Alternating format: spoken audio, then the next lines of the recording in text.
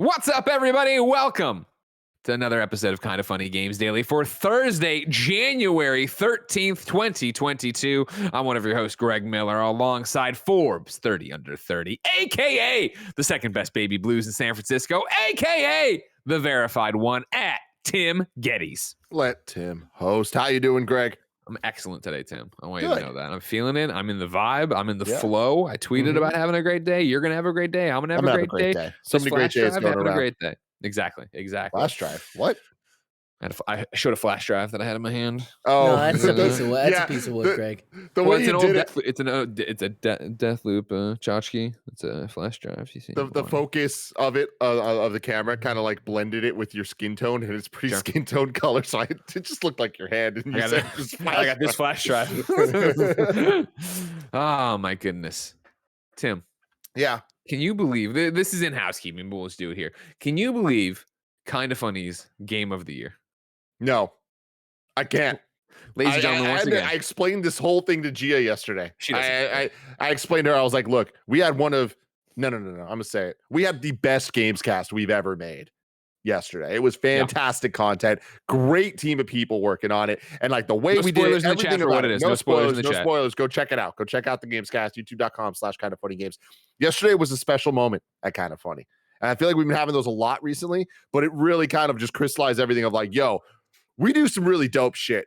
And the 2021 KindaFunny Game of the Year Gamescast is a perfect example of us doing dope shit.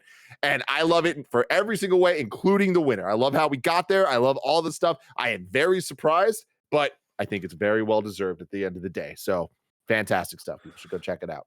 If you didn't know, ladies and gentlemen, the KindaFunny Gamescast is live right now. YouTube.com/KindaFunnyGames, RoosterTeeth.com, podcast services around the globe. And of course, you can get it anywhere you want to. You get it on Patreon.com/KindaFunnyGames for no ads and the post show for a Bless Who that I was just on fire for. Is it enough to win? You'll have to find out there. But I've always been good at that show. But you take 3 months off of a trivia show, you come back. How are you going to do? Nobody knows.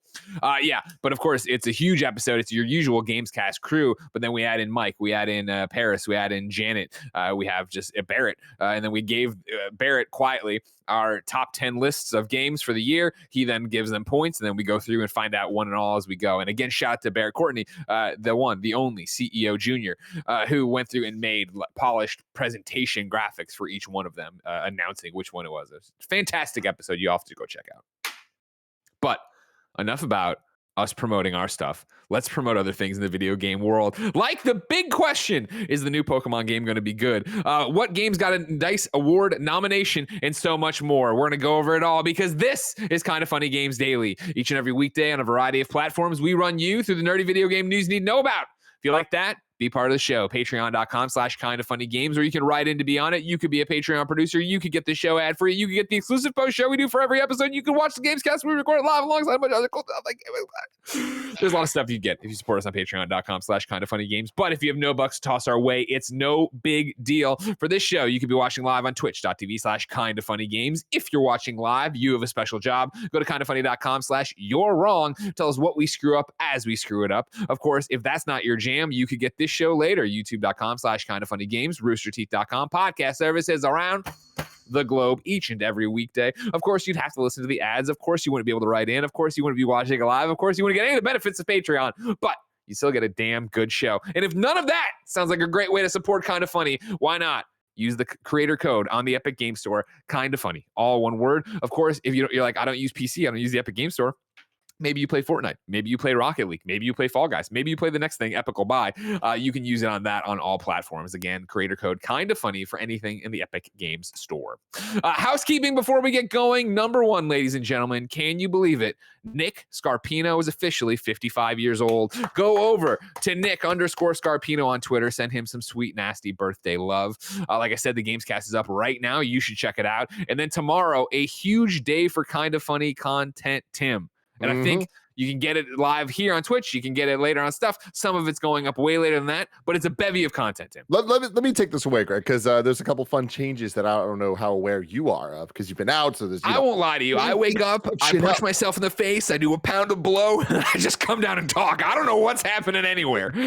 A pound of blow. It's like every once in a while, Greg Miller will say something in a way that doesn't feel Greg Miller, and a pound of blow is definitely more a Nick thing than a Greg thing. But I appreciate it. I appreciate it. I don't think they count it in pounds, do they, Kevin? I don't know. Kevin, it's kilos, kilos, right? Kilos is typical, but pounds, it's just a different.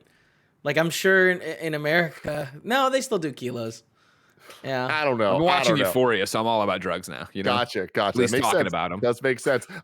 We are doing our screencast review of Peacemaker episodes 1 through 3. You can watch the show now, episodes 1 through 3 on HBO Max. But tomorrow morning we're going to be recording our review of those episodes. And now that screencast is officially a real show for us again, you can watch it live on patreon.com/kindafunny if you are a silver supporter. So if you want to watch us as soon as possible, record these reactions, Patreon is the way you're going to be able to do that. Otherwise, it'll go up later in the day. Then after that, you can talk about this everybody's golf thing, Greg. Yeah, tomorrow on twitch.tv/kindafunnygames, or we're playing everybody's golf. And yeah, me and Andy are going to go at it, of course, and continue our video game golf rivalry. But we're bringing in like everybody. Mike's playing. Kevin, are you playing? I know. Joey's playing. Who's no, I'm not paying. I'm sorry. Blessing will be there unless he, has some excuse to get out of it. Lots of stuff happening. Twitch.tv/kindafunnygames. Everybody's golf tomorrow. One big play session. And again, as I tweeted last night, this is me sounding the klaxons that I am back in everybody's golf. You should all re-download it. That way, when I tweet, hey, who wants to join me in my 20-person room, you can come play golf with me. Anyways, sorry. On top of that, Tim, what else you got? Then we got Scream in Review returning to the franchise with Scream 5 Cream, whatever you want to call it. We're going to be doing it live on patreon.com/kindafunny as well tomorrow, 3 p.m. with James and Elise Willems. Very exciting stuff. And then that episode will go live for everyone else on YouTube on Monday. And then finally, the Xcast records tomorrow, patreon.com/kindafunnygames. You can check it out. And then if you don't want to see it there, you can catch the Xcast on Saturday morning, live, youtube.com/kindafunnygames. Basically, what we're saying is there's a lot of content tomorrow. You could be watching it live on all the Patreons. Get in there, get a gold subscription, catch it all. And last thing I want to say about screencast stuff is live now is our episode 3 review of the Book of Boba Fett, youtube.com/kindafunny. It's me, it's Barrett, it's Anthony Carboni, and it's Sage Ryan from Smosh Games. Super dope crew talking about stuff. I don't necessarily want to say dope stuff. It's stuff. It's not bad stuff. Yeah, go check it out. I'll tell you what. We watched the first episode of Boba Fett, and I kind of forgot that it existed. And so then every week somebody pops up and they have some take about how much they hate Boba Fett for some other reason. And this week it was scooters. I was like, oh, okay. Yeah. You can find out what they think about it when they record it, or when that's up right now. YouTube.com/kindafunny. Thank you to our Patreon producers. What? Craig, can you read what the poster is called, please? Please read what the poster's called? Go ahead, read it for me. What is it? What does the poster say? I'm showing you. Oh, sorry. I'm so sorry. I did not see this. Okay. We're looking at the Scream 5 poster. It says, "Time to bend the rules." No, what is the name of the movie according to this poster? According to this script by Joe No. Undeniably real poster. Shut up, Tim. 5 Cream. But I mean, like, you see that this isn't a real poster. It has Hayden Panettiere in front, and that's not. Was she not in it? No, she's in it. She's in it. She's in 4. She's not in this. I mean, I hope she's in this. I'll lose my fucking shit if Kirby returns. Ladies and gentlemen, thank you to our Patreon producers, James Davis, a.k.a. at James Davis Makes, Blackjack, and Pranksky. Today, we're brought to you by MeUndies, DoorDash, and Chime, but I'll tell you about that later. For now, let's begin the show with what is and forever will be the Roper Report. Time for some news. I got, in honor of 5 Cream, 5 stories on the Roper Report today. Baker's dozen. Number 1, Tim, let's begin with a question. Will Pokemon Legends Arceus be good? Nintendo has posted Nintendo has posted a 13-minute gameplay preview. Kevin, I have B-roll there if you want to toss it up and let it roll. You can hop around, Kev. I don't know what's going to happen if we're going to get claimed and then fired, but it doesn't matter. And here's what I want you to know. Tim, actually, let's dial it back a second. Maybe everybody out there is like me, an adult, right? Who doesn't follow the cartoons and the animes and what's going on in the My Monster Hunter Academia. They don't know what's going on. So what is Pokemon Legends Arceus all about? And why are people excited for it? So people are really excited about this because this is the first time debatably in many years, but most would say ever, that we're getting a full-on Pokemon console RPG that is not just the traditional handheld adventure that we've had of going through the gym battles, getting to the Elite Four, et cetera, et cetera, et cetera. On the GameCube, we did have Pokemon Coliseum and XD Gale of Darkness that were different style RPGs, like console RPGs. But what separates this is what everyone really was thinking about when back in 1998 we were talking about, oh my god, imagine what a Pokemon on N64 could look like. Our idea was open world, you're just going out there, you're catching Pokemon, you're fighting them in more real time, all that stuff, like kind of a game that feels more like the anime, right? Like kind of like what you imagine the evolution of Pokemon would be. I got it. I understand. And so we're finally getting it here. And it seems to be wrapped in a Breath of the Wild style kind of wrapping paper. And all of that is really exciting, right? What this is specifically, it takes place in the past, I think 1,000 years in the past, in the Sinnoh region, which is Gen 4, the Platinum, Diamond and Pearl games that we just got the remakes of in November. Sure. With Brilliant Diamond, Shining Pearl. Lest we forget, so it's the same locations that everybody's played through in the last couple months, but 1,000 years earlier, right? 100 years. 100 years, people are saying. 100 years earlier. So well, I mean, it might as well be 1,000 years. So that's kind of cool because I feel like they can have some fun like lore stuff and kind of like be like, well, where was this thing or the start of this or all that type of stuff. But also that results in different forms of Pokemon we're familiar with, which is something they introduced back in Sun and Moon with the Alola forms of like, what kind of form of Porygon am I going to get?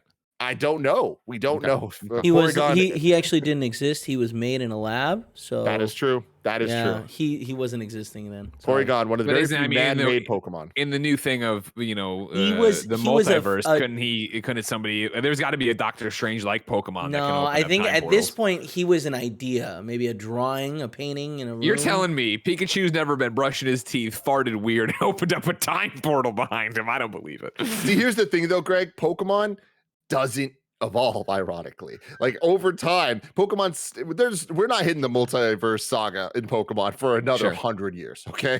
Like it's gonna be we're finally getting the thing we've been talking about since 1998. So that's kind of what this is. So here's my question then, because like why so if it's what you've all wanted since 1998, 1994 or whatever, like I obviously have been tangentially aware of Arceus. I remember I was on the Reacts when it got announced and yada yada, but it comes and goes and something happens. But then it's been 3 months of being a father, and now I'm back at work and it's coming up. And so when you weren't on that reaction. Oh, what? I wasn't? Okay, then that makes more sense. Okay. Yeah, because that reaction was like a 6 a.m. Nintendo. But I watched it. That's what I did. I watched it. It was you and Bless, right? We lost our mind. Yeah. And so I remember that, and then I feel like the next kind of funny conversation I heard about it was when we were doing Fantasy Critic, and everybody's like, I don't really know if it's going to pan out, blah, blah. And then this video dropped today, and I clicked around on it, and I'm like, this is a Pokemon I want to play. You know what I mean? Like I played the one from before the pandemic, 2019. I played that one with Jen. Huh? Let's go. Yeah, I did. Yeah, that was the one. Yeah, right. And so like, and I drop into a Pokemon every so often, but it's like not one. I haven't ever been hooked or a fan. Like this actually looks interesting. The whole actually getting to roam the environments and have a more RPG like RPG. I don't know, man. I think it looks good, but But people are worried about it just because it's different, or has there been red flags about it? I put it out a poll just to see what's going on Twitter.com/GameOverGreggy. I said, I need data for Kind of Funny Games Daily. Is Pokemon Legends Arceus? And am I saying it right, by the way? I'm not trying to do a Greg bit. Arceus? Yes. Okay. This is the thing where there's no matter what way we say it, people are going to say we're saying it wrong. But Arceus is the way I say it, and I've seen people I respect say it. Okay. Going to be. And I said, excellent, good, fine, or bad. Right now, fine is in the lead with 45% of the vote. Right behind it is good with 33%. Then it's bad with 10.6% and excellent with 10%. So it's like, is it just because it's different? Is it because of the art style? Is it because somebody previewed it and didn't like it? I don't understand why people aren't like, oh man, this looks great. It's a Pokemon. Mix of expectations and like years and years and years of build up. And I think the real thing for me is that it's different, but it's not different enough. Like you're looking at the battle system here and it's kind of like, all right, well, it still is just the 4-move Pokemon battle system. It's a new look to what you already knew. Yeah, but it's like not new enough, I don't think. But the bigger thing is the Breath of the Wild thing. When you make a game look like this, then the comparisons are, wow, this is going to be the Breath of the Wild of Pokemon. And it doesn't seem to be that. Like Breath of the Wild, what does that mean? It doesn't just mean it looks this way. It doesn't just mean it has this kind of, kind of painting look. What it means is we're bucking the trend of what we've done before. There, like in Zelda, there aren't dungeons. There aren't, it's not that story based, like all that stuff. Whereas with this, it kind of just seems empty. Okay. It so far, it kind of looks like the things people didn't love about Breath of the Wild, as opposed to the things that they did. And the other thing is we just haven't seen that much of it. And it looks way better here than it has looked in the last couple trailers. So progressively, the game's been looking a lot better, but that just results in this, which doesn't look fantastic. I don't think this looks bad. I think it looks good. I'm totally fine with this. I do worry about the frame rate. I do not think it's going to go well. Like all the early trailers, the frame rate was doo-doo butter at best. Like it was bad. Here it's like, all right, at least it looks like it's kind of working. But like a lot of that stuff I'm just talking about is a lot of little examples that kind of add up to. I'm trepidatious about this. I don't, if you were to ask me, is this game going to be good? Or like the scale that you had, I have no idea where it lands with you because like I said last year, I kept talking about Halo Infinite and being worried about the game. They got colored caps. What's not to love? So many. They've been having that for a while, but maybe not enough. I don't know. But now it's going to look more, it's going to have more impact because I'm running around the world talking to people. I mean, what you just said, it sounds very similar to Sword and Shield. Like, I don't know. But yeah, it's with Halo Infinite, I was really worried because we hadn't seen much of it. Sure. And I was like, that doesn't seem like a good sign. And everything we're seeing doesn't look that great. And that turned out fantastic. And I loved it.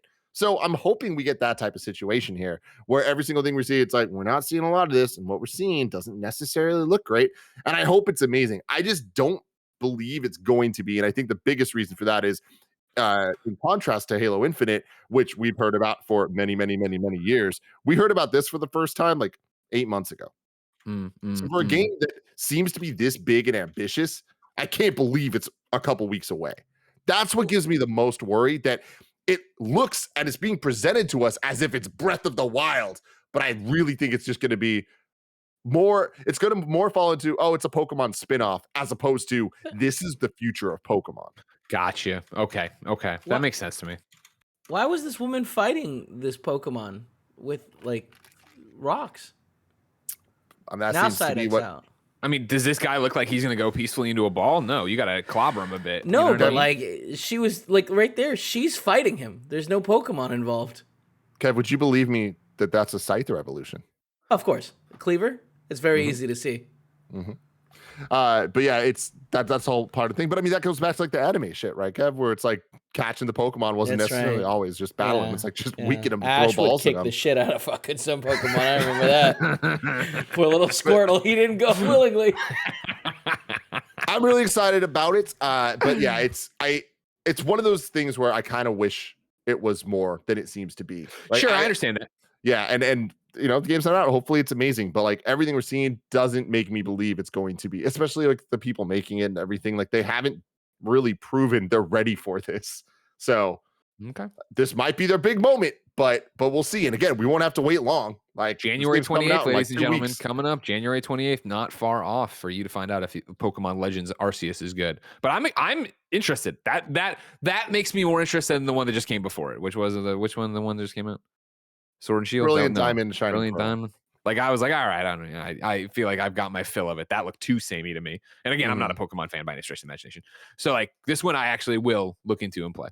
I mean, it's not samey. It is completely different. Like there are certain elements that are the same. Like the battle system seems to be like, at least mostly there's like every Pokemon game has some gimmick. This seems to be the style, strong style, whatever they were adding, all that stuff. We'll figure out what that is in the game. But in terms of how the game is presented, it does seem to be very different than anything we've seen before. But it being set 100 years in the past isn't interesting to me because that leads to the emptiness. You know what I mean? Like, sure, I'd be more interested in 100 years in the future, honestly. But that just speaks to my takes on stuff. I prefer sci-fi. World, the Pokemon are the masters, and we're the people in the balls. Wow. You know what I mean? Do you ever think about that? It's only a matter of time. These things are like, wait a second, we're so powerful. Why are we letting these meat suits do anything to us, right? Yeah. And did they ever do that in the Yes. cartoon? Was there ever a Pokemon that was like, wait a second, I'm smart? It's like kind of like, and I don't mean to be spoilers. It's kind of like Planet of the Apes, right? Was there ever a Caesar of the Pokemon, right? Greg Who was Miller, like, wait a second. do I have a Pokemon movie for you? It's called Pokemon, the first movie. That's what it's about. There's a Pokemon who wakes up and he's like, wait a second, fuck this. He's created in the lab. Oh, but I know Mewtwo from the other movie. Should I spoil it? I don't know if I should spoil it. I mean, Detective Pikachu. He's in Detective Pikachu. I know Mewtwo. Please, I've known Mewtwo for a long time. All right? Mhm. This weird fucking hairless cat. You seen him? Why is he like that? It's gross. What's he think he has doing? a tail. Is it a dick? We'll never know. He has short hair, right? It's definitely a dick. You should see how he This is uses one of it those on things Mew. that, like, if we were in the studio, bring I'd up a stop the Mewtwo entire picture. show right now and I'd say, let's draw Mewtwo from memory. And I assure you, my Mewtwo would not look like you're I mean, you thinking have of a it. pen, you know? Fine, then don't show me anything. I'm gonna Yeah. flip over my Please printout of do. blessings super fun game release calendar, and I'll draw you a Mewtwo. All right. I'm gonna go to Greg Miller's informal poll while he does that to give Thank the you. results. Oh, did you already give the results? I did already give the results here. Okay, sorry. It's okay. I was talking. Yeah, it's But anyways, okay. looking You were back, killing it. You did exactly what I wanted you to do. Stalling time here. Then I'm gonna read them You can- again. You can Pokemon start number Legends- 2 if you want.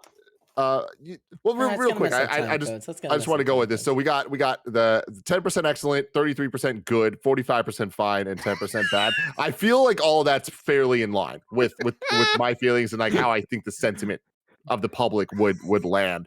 But I'm really interested in what the like Metacritic of this does end up being. I think it's going to be hindered because even if it's surprisingly good, I still think people are going to be like, yeah, but it's still not what we want. And so I think that that's going to hold it back. I don't see this game kind of breaking through the, whoa, this is a mega surprise game. This is way better than we all expected and getting 9s. But I don't know. Pokemon also gets a lot of bumps, but I think those bumps have kind of like lessened over time as games media has kind of gotten new people in because those new people grew up with Pokemon and are kind of over it in a lot of ways. Moving on to story number 2. Dice Awards. Right there. We can put a pin in this. Hold on, I'm almost there. I'm right. You can there, hear right it there. from the wheezing. I'm Yeah. doing the feed. Well, it is one of those where I started off like, shit, I really don't remember. You got it. You got it. You know him. Remember, he's your friend from Pikachu.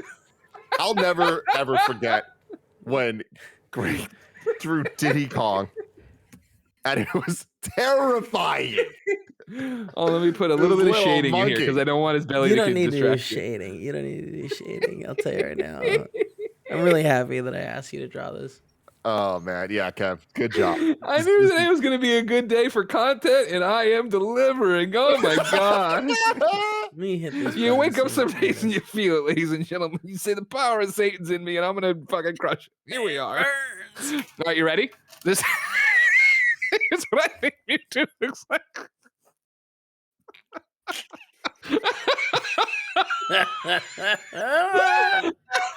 No, you know so not that far off. I knew he had little weird things, pretty he had weird good. little horns or whatever. Yeah, I knew and that. he's- I knew he had some kind of coloration on his belly. That's, I mean, him, hey, that's honestly, him in the Craig, movie.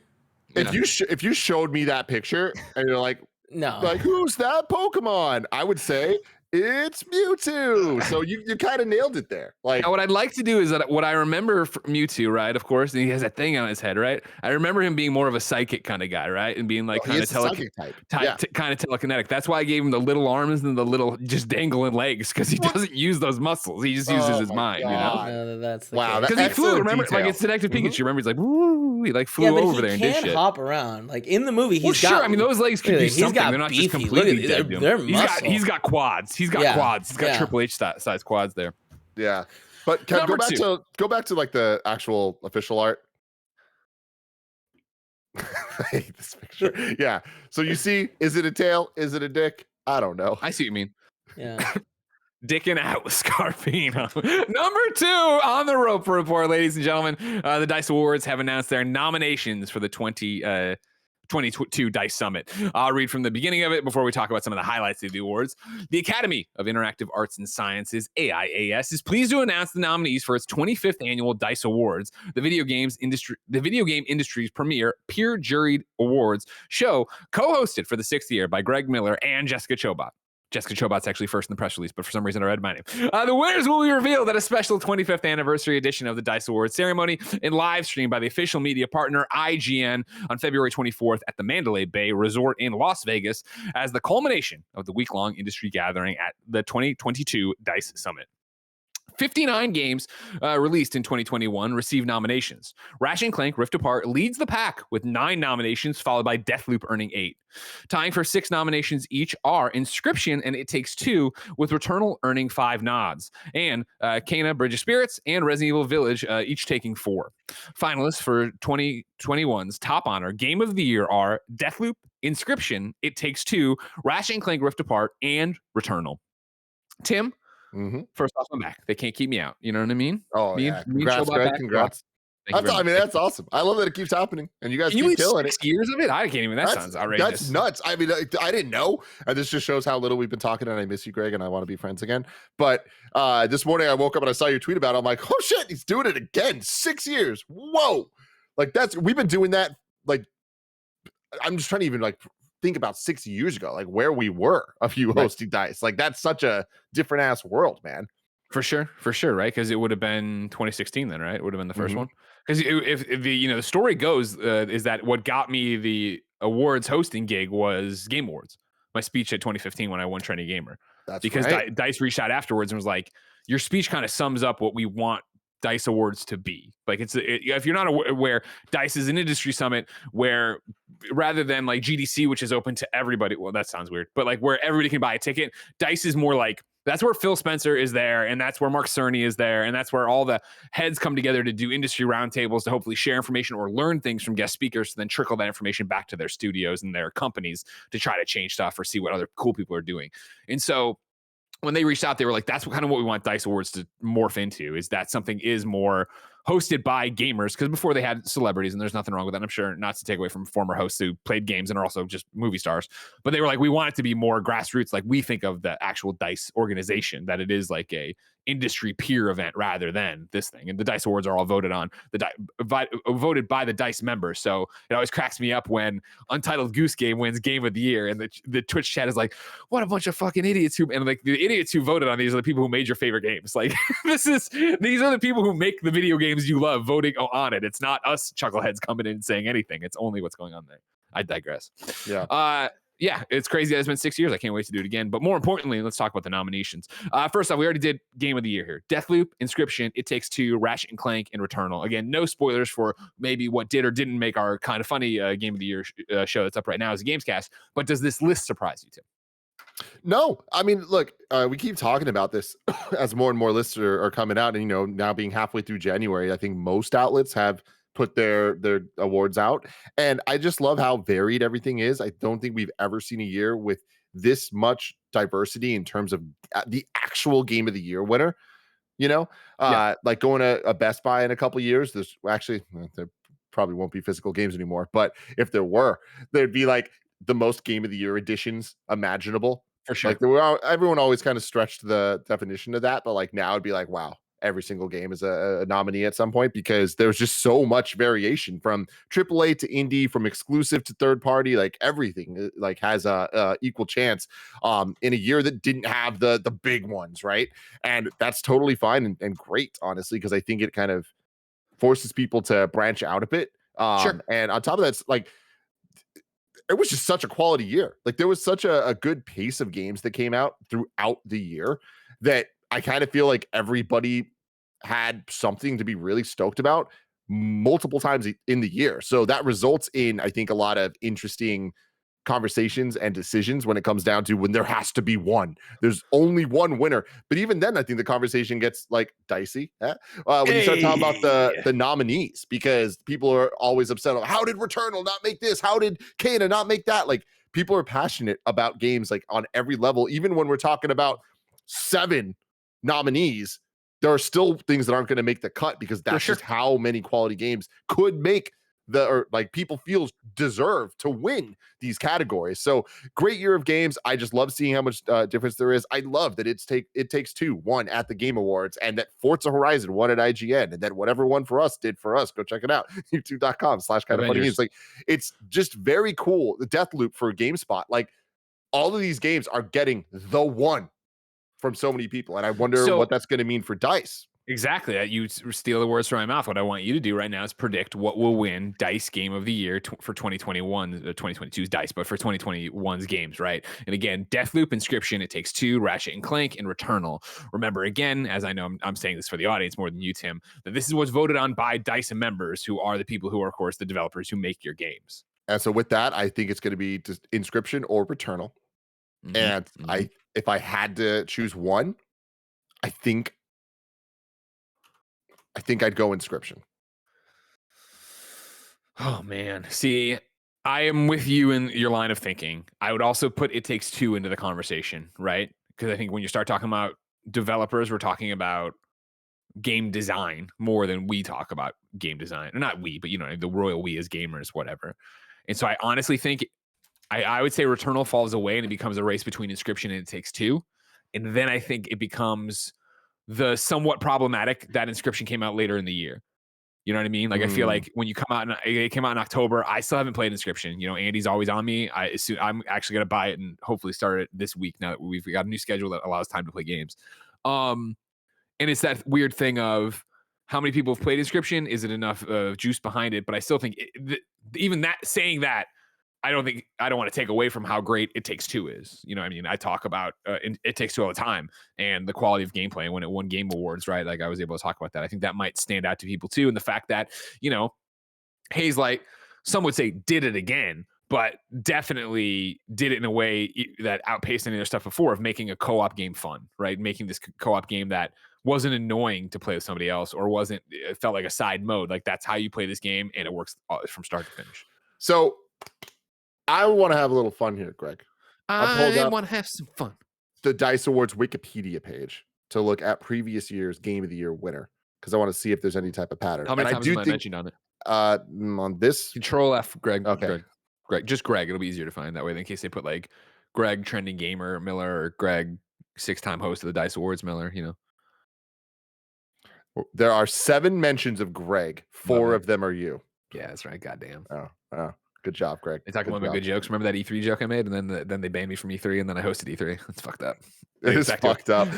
So I want to read through the Game of the Year winners, and like I actually want to go all the way back to the first DICE because like it's just kind of fun to see this. 1997, GoldenEye, 007.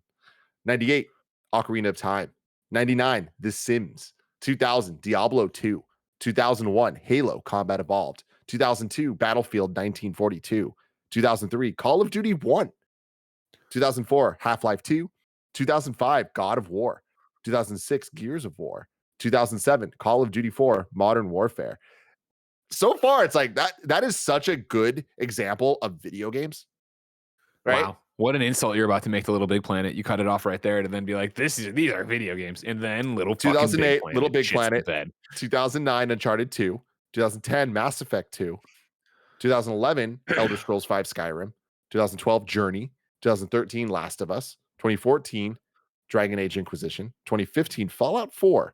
Yeah, that's an interesting one too. That's a weird one. 2016, Overwatch. 2017, Breath of the Wild. 2018, God of War. 2019, Untitled Goose Game. 2020, Hades. So Untitled Goose Game was definitely the hard right turn. Remember though, 2019 was a weird year compared to the previous years that had the clear answers, right? Sure. So 2019 was more similar to 2021, where it's kind of split, where there's a whole bunch, like a lot of people have different answers. So I think that kind of resulted in splitting the vote enough to give room to Untitled Goose Game getting its due. So looking at this year's, I can see that happening again between a lot of the bigger ones.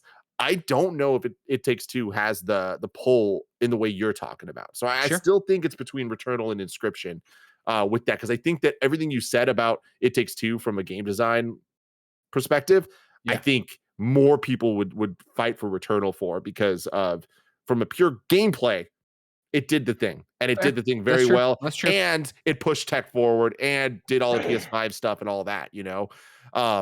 But Inscription has that Hades quality. It has that the more than Goose Game quality. So we'll see. My money's on Inscription, but I think Returnal's a close number 2. I don't think it'll be Ratchet. I don't think it'll be Deathloop.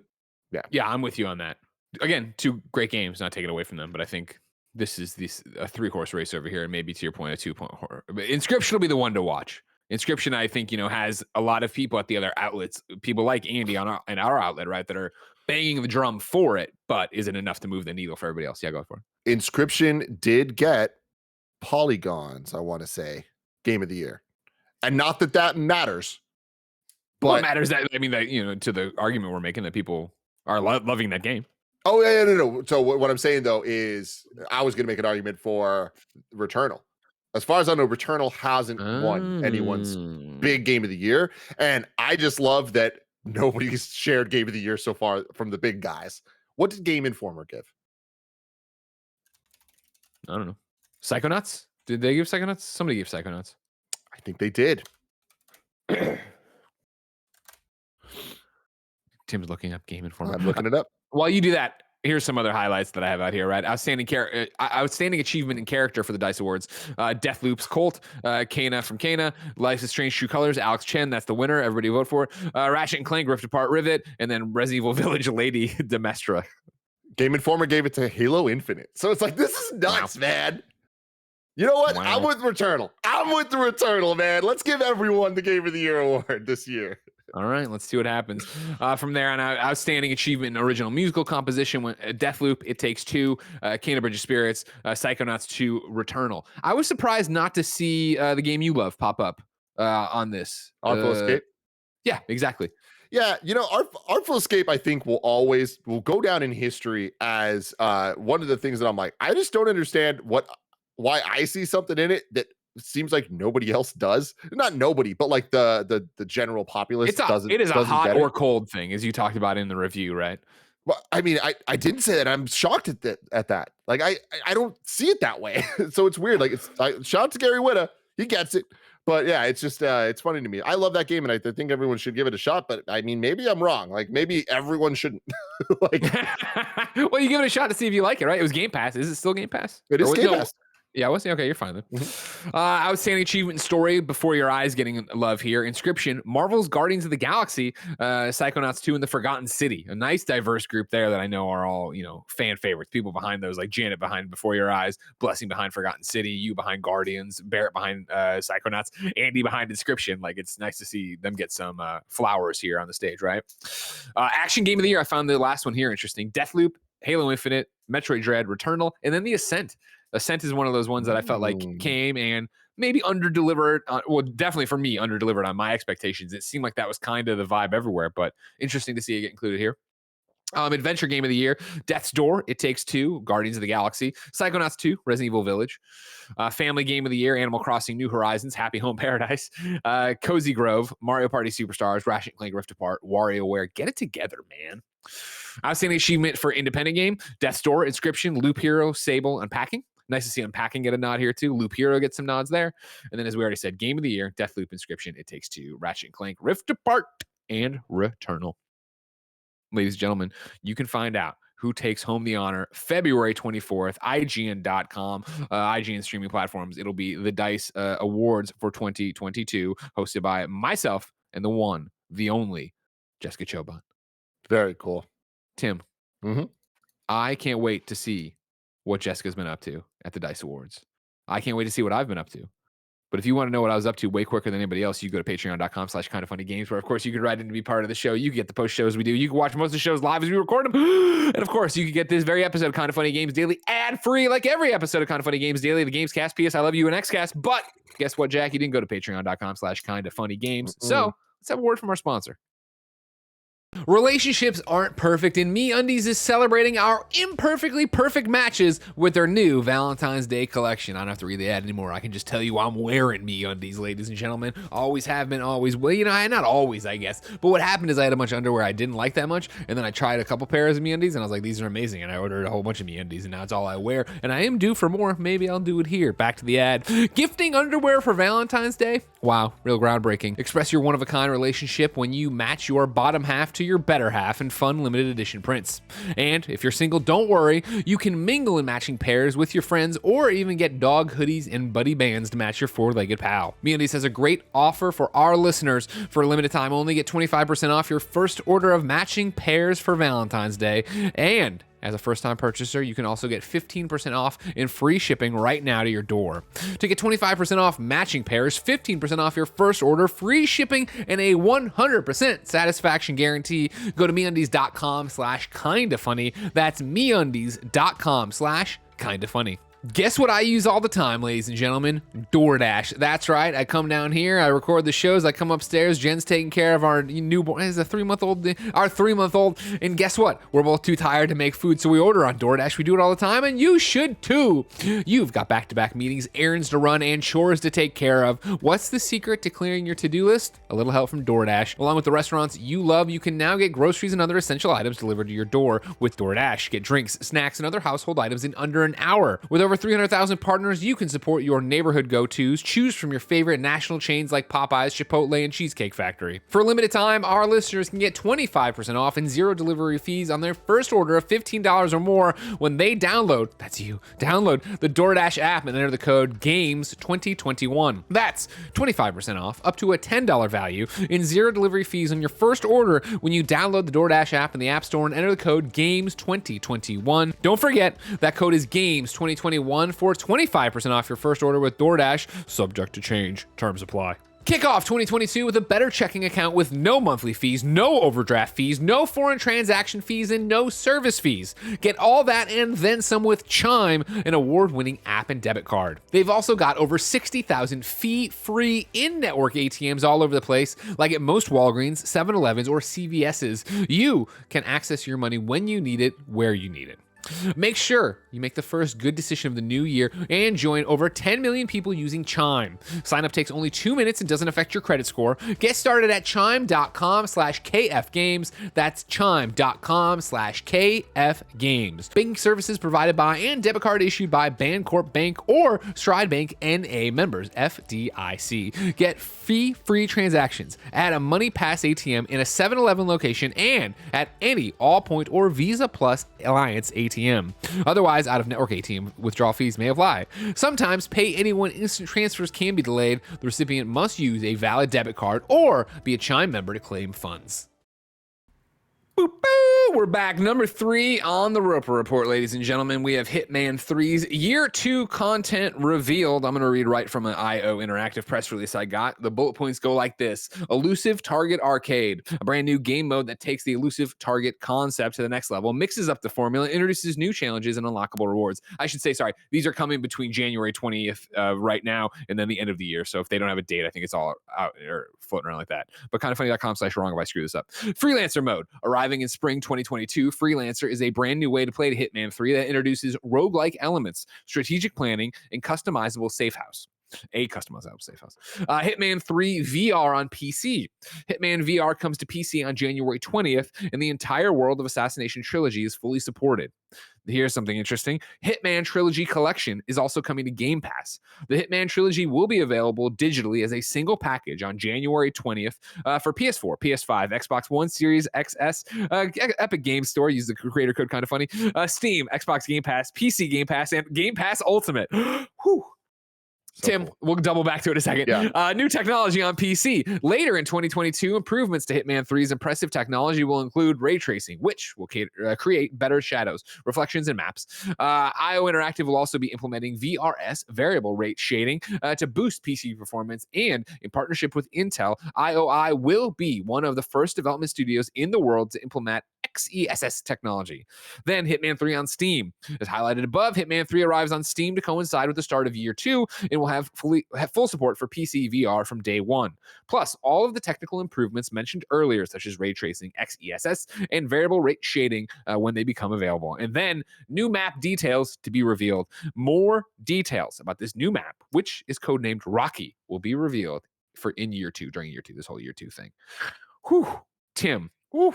Where do you want to start with this bevy of Hitman news? I mean, I feel like just talking about the trilogy coming to Game Pass and trilogy being a thing coming everywhere, like good for them, man. They nailed it with Hitman. Like it was a long time coming. They had the first one, the episodic stuff coming out. They came out with 3. They're like, look, it is what it is. We know we have great game design. We know y'all motherfuckers are going to enjoy it. Enough people have talked about it. Shout out to Giant Bomb, banged the drum on that for many years. And like, here they are. They're just like, look, if y'all haven't heard already, You're about to find out. It's free on Game Pass. Check it out. Everything. So much content.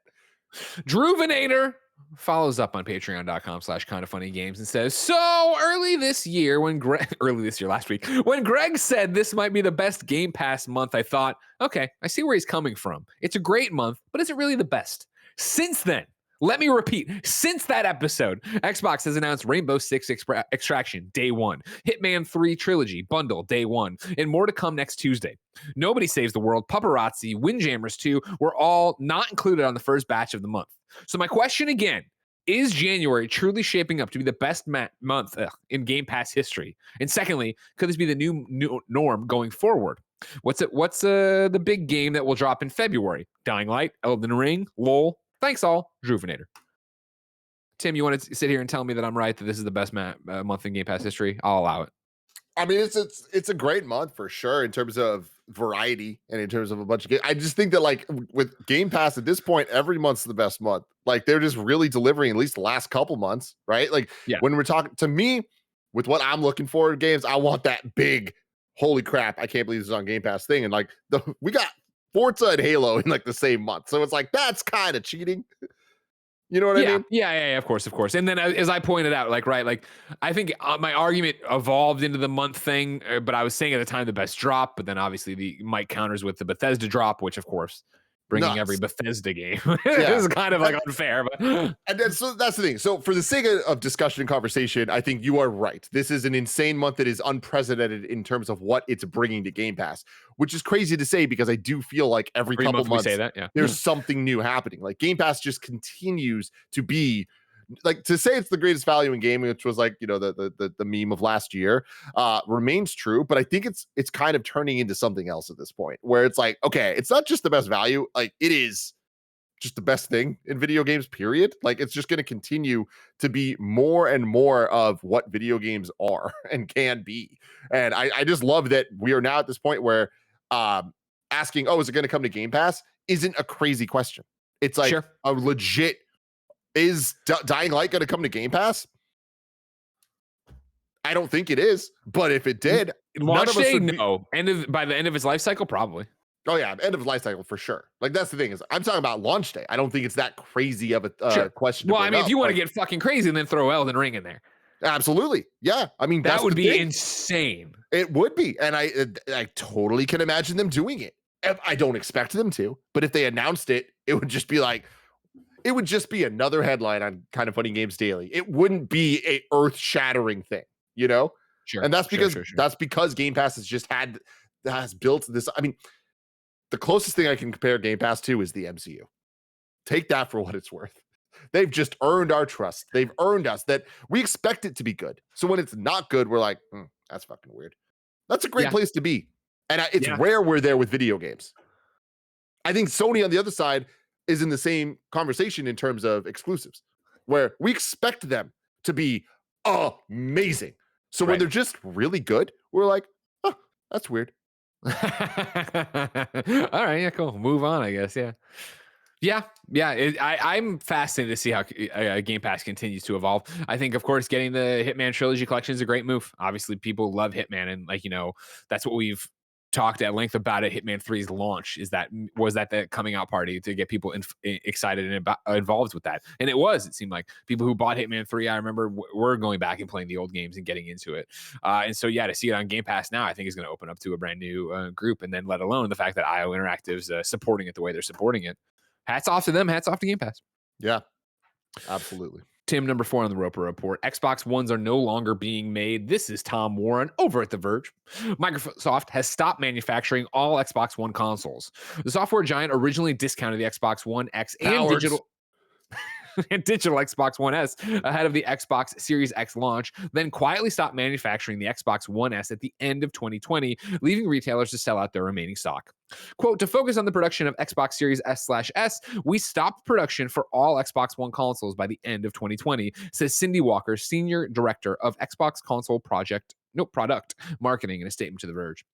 Microsoft's confirmation comes just as Bloomberg report A Bloomberg report suggested Sony had planned to end PS4 production at the end of 2021, but that the company will now manufacture around 1 million PS4 consoles in 2022. Sony has confirmed PS4 production is still ongoing amid struggles by both Microsoft and Sony to meet demand for their latest Xbox Series X and PlayStation 5 consoles. Tim, are you surprised that the Xbox One is gone? I'm not surprised. I do think the end of 2020 is a little surprising to me. Like I'm surprised that we're just learning about this now because that was a long time ago. Sure. At this point, depending on how you're counting years, that sounds like 10 years ago.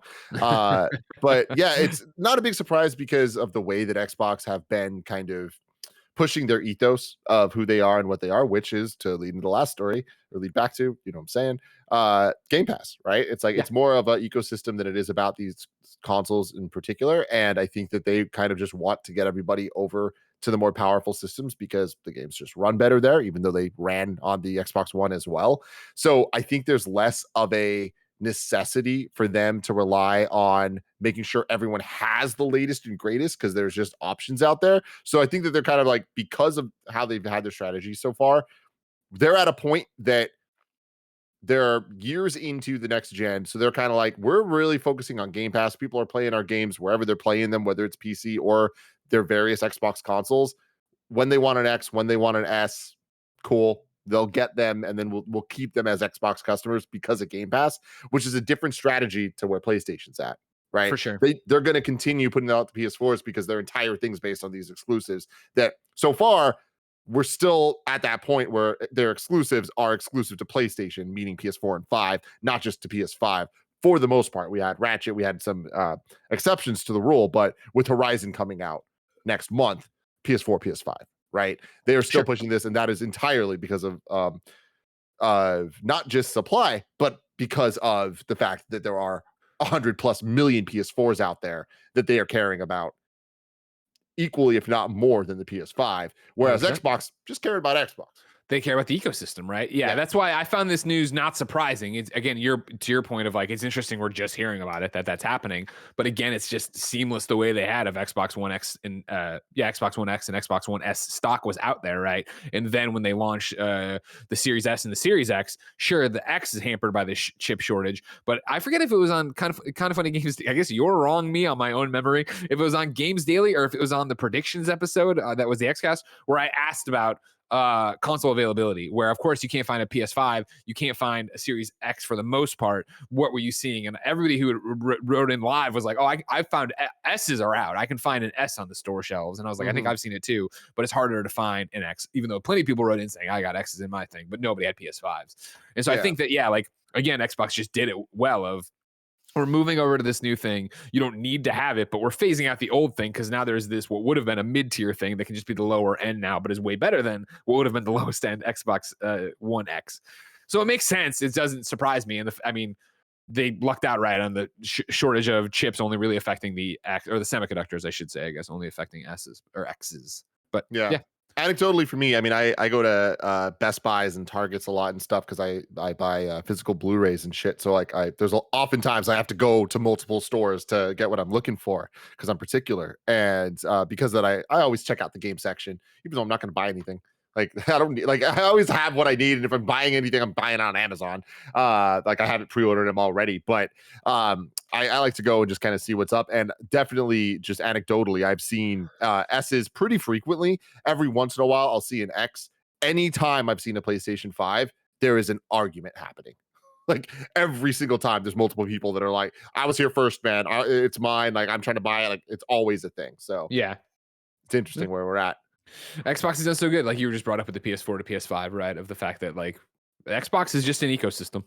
It makes it so easy of where you want to be and what you want to play on and what you want to have access to, whether it's just on your PC or whether it's, getting a new console. So this makes sense for what they're doing. Fifth and final on the Roper Report, there's a new Uncharted movie poster. Kevin, you want to pull it up for folks? We got the Tom Hollands. You got the Mark Wahlberg. Whoops, that's not it. That's not it. Let me just. Oh no, that's a good one. That's a good. There was some Mewtwo art here that was based on my art. Yes, that does look like a urinal on his chest. There it is. There it is. Tom Holland, Mark Wahlberg, Uncharted, exclusively in movie theaters, February 18th. Doesn't look a lot like a game poster you'd see. Tim, where's your hype levels for the Uncharted movie? Real quick. Kevin Coelho, can you Google Spider-Man No Way Home poster? Spider-Man, Spider-Man. My first thought seeing this poster today was Spider-Man No Way Home. And then I went to Twitter and it was everyone's first thought as well. Because this is hilarious Sony marketing. That it just looks so much the same. If you could bring these posters up next to each other, Kev, that would be awesome. Kevin, yeah, they are the exact same format, which I know movie posters at some point, it's like, all right, cool, what else are you going to do? But the fact that both of them are Tom Holland, like, it's just really funny. Tom Holland led joints. Like, look at that. Yeah, I can see it. I see it. This was an old format that is less commonly used, but was like for a while was the standard, I want to say. Yeah, I see it. Show up some. They put the Star Wars I've seen like that. I've seen the Star Wars like that. It's the circle mainly is what I'm going for. The circle, the title placement, and all that. Anyways, I'm whatever about this Uncharted movie. Like, I feel like all the people that are upset about it, like, kind of that rubs. I'm more invested in people saying this sucks than I am in my own interest of the movie, which is never a good place to be, because like I just get such a visceral reaction where I'm just like, what do you think Uncharted is? Like, watching the trailers, I'm like, yeah, this looks like a movie based on the game that's based on a movie. That's just what it is, every time I see a trailer for this, I'm just like, I'm excited to see some of these set pieces. The latest trailer got me more excited because there's an original set piece. Seeing the pirate ships flying through the air, I'm like, this is fucking awesome. And to me, that's Uncharted, is ridiculous ass set pieces. Yeah. So we've seen a couple hints in the trailers of ones we're going to see, like obviously the cargo plane and all that. I'm excited to see that in live action. I'm excited to see what that translates to, but I'm more excited to see what's original from it and how it stacks up to the major set pieces from the game. So cool. Yeah, I obviously love Uncharted the games. I don't expect this to resonate with me the way the games do, but I really like Tom Holland. I like him in movies. I like watching him do things. So like him against opposite Antonio Banderas, like that sounds like fun. It's not a movie I'm going to risk it all to go to the movie theater to see. Like, I'll have to wait till it comes to digital or whatever, but cool. Looks interesting. Yeah, Mark Wahlberg's funny. I enjoy seeing him on camera because it's definitely a laugh at, not with type situation, but like I like laughing at him, Yeah, that's there for sure. We'll have to wait and see. You know what I mean? What is that? February? It's 18th. Small on my screen. February 18th. It's right around the corner, but it's still so far away. Tim, if I want to know something more immediate, say what came to the mom and grop shops, where would I go? The official list of upcoming software across each and every platform is listed by the Kind of Funny Games Daily Show host each and every weekday. Yeah. Out today, Astroneer on Switch, Chatos on Switch, the Anacrusis, I say that one right? Xbox Series X/S, Xbox One PC. Okay, good. Yeah, Anacrusis, Will Smith is working on that. The games industry. Okay. Dual Princess Switch. Mary Skettler's 2. Mary Skettler 2 PC. Battle Brothers PS4 and Xbox One. Sense, a Cyberpunk Ghost Story on Xbox One. Rescue Party Live on PC. Nova 111 on Switch. Hocus 2 on Switch. Eternal Radiance on Switch. Dual Princess, I already said, but it's still on Switch. Pixel Game Maker Series game Battle Tycoon on Switch. Sniper Time, The Shooting Range on Switch. Headland on Switch. 2042 Rush and Rush of Ages returned later as featured experiences in the Battlefield portal, and then Spelunky 2 is available today with Xbox Game Pass. New dates for you: Reverie Knights Tactics hits stores January 25th on PC and consoles. Rise of the Third Power, a 16-bit love letter to the glory days of RPGs, will be coming to Switch, PlayStation 4, Xbox One, PC digital stores February 10th, 2022. King Arthur, Knight's Tale has been moved from February 15th to March 29th, and then RP Golf Legends, but like RPG, they shoved it all together. RP Golf Legends swings to PlayStation 4 and PlayStation 5 on January 20th. As you know, ladies and gentlemen, we've partnered with NVIDIA to keep you updated on all the latest GeForce RTX additions to your favorite games, including today's Stray Bombay's The Anacrusis, where Will Smith worked on it, but games industry Will Smith enters early access. This 4-player co-op first-person shooter is a ton of fun, featuring an advanced AI director that constantly adapts difficulty and intensity based on your team's performance. If you play on a GeForce RTX GPU, PC, or laptop, your battles against the alien menace can be accelerated by using NVIDIA DLSS. deals of the day for you. Xbox announced new Xbox Live free play days. Master the art of Starfighter combat, dominate the hardcore, or enter a place of gunsmoke and darkness. Star Wars Squadrons, Tennis World Tour 2, and West of Dead are all available this weekend for Xbox Live Gold and Xbox Game Pass Ultimate members to play from Thursday, that's right now, until Sunday at midnight, or I guess Monday morning, 12:01 kind of thing. You know how it is. It's confusing. I hate that when I try to say what day it is. You know? Sunday night. Then Sunday night, Tim. All right, get off my back. Complicated. Tim, we asked people watching live on twitch.tv/kindoffunnygames to go to kindoffunny.com/you're wrong. Tell us what we screw up as we screw it up so we can set the record straight for everybody watching later on youtube.com/kindoffunnygames, roosterteeth.com, and podcast services around Dink Dink the globe. Nanobiologist keeps me honest and said it was Kind of Funny Games Daily earlier this week when I talked about the what do you see for console stuff behind you.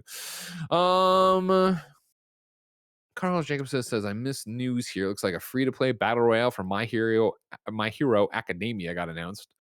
But it doesn't hyper. And I just looked into this. Justin P says Spelunky 2 might also be on Game Pass, and I just checked. It is. Spelunky 2 is on Game Pass today. My God. First off, fuck you, Justin P, for writing in, and I guess early, and fuck you, Tim, for not listening to me when I talk. That was already on there, everybody. It was the final new date. It's bolded. Spelunky 2 available today with Xbox Game Pass.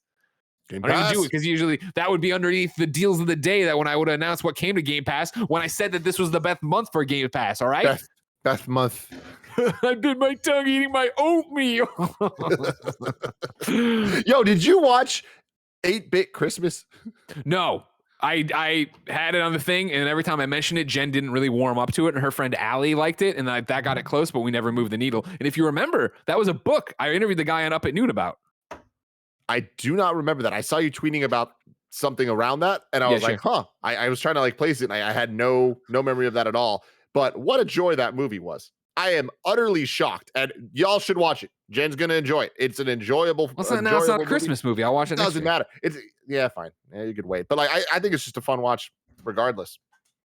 Well, I gotta watch 18 episodes of Peacemaker or something. One more You're Wrong came in here, and I almost put this in the show, but I saw it was for yesterday. And I said, of course, Blessing did his job, but apparently he didn't. My dog Nick 96 writes in and says, I wrote in yesterday, but it never got mentioned. SNK versus Capcom Card Fighters Clash came out to Switch yesterday. And when he says I wrote in yesterday, I don't think he means you're wrong. He means he wrote into Kind of Funny Games Daily mailbag. I don't know if my dog Nick 96 worked on SNK versus Capcom Card Fighters Clash, or if he's just a big old fan. I appreciate the dedication. You can stop now. You rest, my dog Nick 96. Go play SNK versus Capcom Card Fighters. Enjoy yourself. All right. The news has been spread for this game nobody cares about except you, my dog Nick 96. Damn. I'm sure you know what I mean. Since it's a game, since it's SNK, I'm sure Jared Petty's going, ooh, Doki Doki somewhere in North Carolina. You know what I mean? Mm-hmm. Tomorrow's hosts are Blessing and Tam. In 2 days. Jared Petty's. Mm-hmm. Cool, Greg. Slack me. Let me know. That's helpful. I'm glad you did that. I'm glad you did that. If you're watching live, ladies and gentlemen, on twitch.tv/kindoffunnygames, up next, it's Metal Gear Solid Revengeance with Blessing and Mike. If you want to catch that later, of course, youtube.com/kindoffunnyplays. If you want to catch what Tim and I are about to do, the Kind of Funny Games post show, you, of course, can go to patreon.com/kindoffunnygames, where you can get this show ad free, where you can get your name read, where you can write in with your questions, where, of course, you can get the post show that I just mentioned. However, no buck starts our way, no big deal. youtube.com/kindoffunnygames, roosterteeth.com, podcast services around the globe. You can get episodes of the show with ads, no post shows. You can't write in because you're watching that thing, but you also don't have the link to write into. Remember, there's all sorts of stuff. Tim's got a really cool duster that, of course, matches the colors of his room, which is always just weird. It's just weird that he's this coordinated. I can't even put it together. I dressed the baby the other day, and Jen's like, no, this outfit just does not. This doesn't work. You gotta go. I'm going to go change him because you got him an orange thing, green pants with a design on it, and then striped socks. Like, no, this ain't. I mean, he's a baby. No one fucking sees him but us. I can't wait till your kid is in that point, because kids always hit a point where it's the adults are taking care of them and dressing them, and that means different things depending on who the parents are. But then they hit the point where they're 4 to 6, where it's just fucking color chaos.